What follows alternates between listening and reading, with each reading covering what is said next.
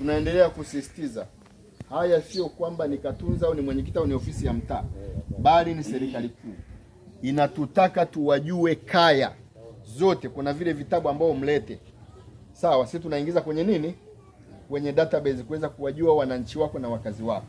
Lakini pia sasa hivi serikali imeboresha tena, imetuletea kitabu hicho, ni lazima.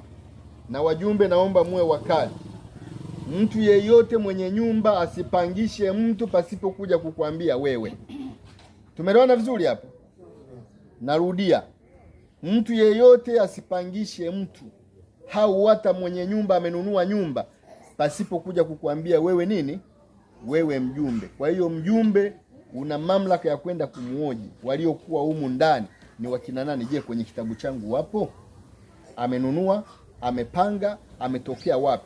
Na huyo mgeni unapompata, basi taarifa zake na yeye mlete pale serikali ya mtaa. Kuna kitabu kimeletwa na serikali kuu, inabidi afanye nini, aandikwe mle kwenye kitabu. Tumeelewana vizuri hapa?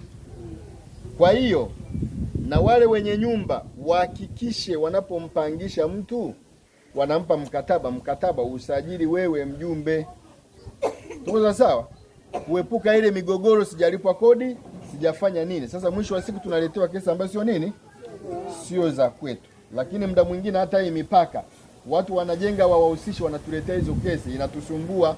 Wengi wanakimbilia kwa wanasheria, wanauza bila kufata nini, mipaka. Naomba tuwe wakali unapoona wanaanza mjumbe au kamati yake, wala usione aibu kwenda kumfata. Naomba nione mipaka yako, kagua. Tuko sawa? Utabaini kwamba hapa ameandika mtendaji, ameandika Katunzi, ameandika mwanasheria. Mimi kawaida yangu kama nikibahatika kwenda kuandika huwa nampigia mjumbe husika. Tumeelewana vizuri hapa?